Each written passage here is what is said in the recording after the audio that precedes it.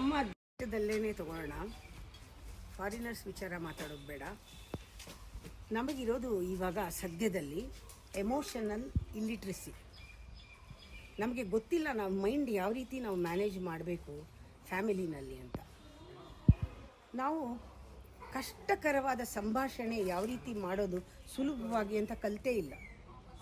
Difficult conversation ಎಷ್ಟು ಚೆನ್ನಾಗಿ ನಿಧಾನವಾಗಿ ಅರ್ಥ ಆಗೋಂಗೆ ಮಾಡೋದು ಅಂತ ಫಸ್ಟೇನೆ ಏನು ಮಾಡ್ತೀರಾ, ಅಟ್ಯಾಕ್ ಮಾಡ್ತೀರಾ.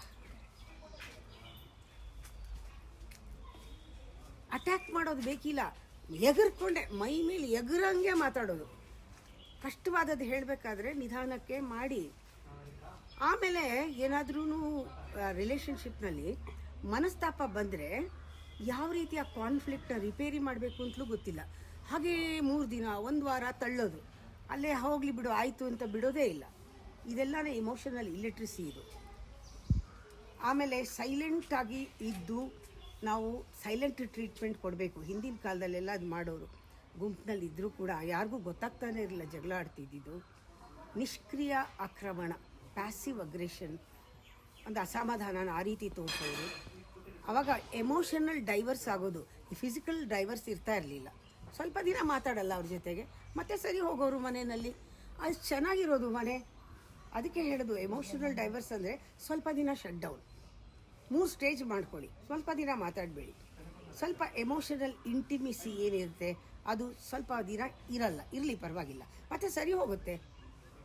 ಇವಾಗೆಲ್ಲ ಇರ್ತಾರೆ ಒಂಥರ ಒಂದು ರೂಮ್ಮೇಟ್ಸ್ ಥರ ಇರ್ತಾರೆ.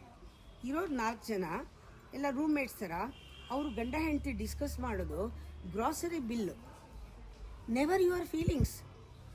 ಬಿಲ್ ಡಿಸ್ಕಸ್ ಮಾಡ್ಕೋತೀರಾ, ಫೀಲಿಂಗ್ಸ್ನ ಶೇರ್ ಮಾಡಲ್ಲ. ಸ್ಮಾಲ್ ಇರಿಟೇಷನ್ನ ಅಲ್ಲಲ್ಲೇ ಜಡ್ಜ್ಮೆಂಟ್ ತೊಗೊಂಡು ಕ್ಲಿಯರ್ ಮಾಡ್ಕೊಳ್ಳೋದಿಲ್ಲ. ಆಮೇಲೆ ಇರೆಸ್ಪಾನ್ಸಿಬಿಲಿಟಿ ಅಂತ ಯಾರಾದರೂ ಒಂಚೂರು ಬಾಯಿನಲ್ಲಿ ಹೇಳಿಬಿಟ್ರೆ ದೊಡ್ಡದಾಗಿ ಬೈದರು ಅಂತ. ಏನೋ ಒಂದು ಸ್ವಲ್ಪ ಬೈದಾಗ ನಿಂಗೆ ಜವಾಬ್ದಾರಿ ಇಲ್ಲ ಅಂದರೆ ತಗೋಬೇಕು, ಹೌದು ಅಂತ. ಈ ಥರ ನನ್ನನ್ನು ಬೈದ್ಬಿಟ್ರಲ್ಲ, ನನಗೆ ಜವಾಬ್ದಾರಿ ಇಲ್ಲ ಅಂದ್ಬಿಟ್ರಲ್ಲ ಅಂತ ಅದನ್ನೇ ದೊಡ್ಡದು ಮಾಡೋದು. ಕೆಲವು ಈಗೋ ಕ್ಲಾಶ್ನ ಬೈತಾರೆ ಅಂತ ತೊಗೋಬಾರ್ದು. ನಾನು ಎಷ್ಟೋ ಸತಿ ಹೇಳ್ತಿರ್ತೀನಿ, ನಾನು ಅಂದರೆ ಈಗೋಗೆ ಹರ್ಟ್ ಆಗಬೇಕೇ ಹೊರತು ನಿಮಗಲ್ಲ.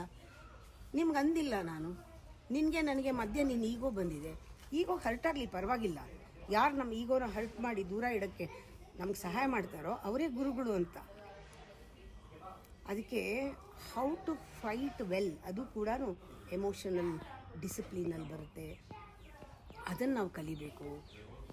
ಅದಕ್ಕೆ ಹೇಳ್ತಾರೆ ಇವಾಗ emotional health, emotional relationship, emotional intelligence, ಇದಕ್ಕೆಲ್ಲ ಕೊರತೆ ಬಂದಿದೆ. ಹೃದಯ ಕೆಲಸ ಮಾಡ್ತಾ ಇಲ್ಲ. ಅದಕ್ಕೆ ಸಂಬಂಧಗಳಲ್ಲಿ ಅರ್ಥ ಕಳ್ಕೊಳ್ತಾ ಇದೆ. ನಮ್ಮ ಬುದ್ಧಿ ಜಾಸ್ತಿ ಆಗ್ತಾ ಇದೆ ಹೊರತು ಭಾವನೆಗಳಿಲ್ಲ. ಬರೀ ಬುದ್ಧಿನಲ್ಲಿ ಬರೋ ಯೋಚನೆ ಒಂಥರ ಈ ಕಬ್ಬಿನ ರಸ ತೆಗೆದು ಚಕ್ಕೆ ಇದ್ದಂಗೆ. ಆ ಕಬ್ಬು ರಸರಸವಾಗಿರಬೇಕಾದ್ರೆ ಹೃದಯದಲ್ಲಿರೋ ಭಾವನೆಗಳನ್ನು ಸ್ವಲ್ಪ ಸೇರಿಸಿ ಸಂಬಂಧನ ಚೆನ್ನಾಗಿಟ್ಕೊಳ್ಳಿ.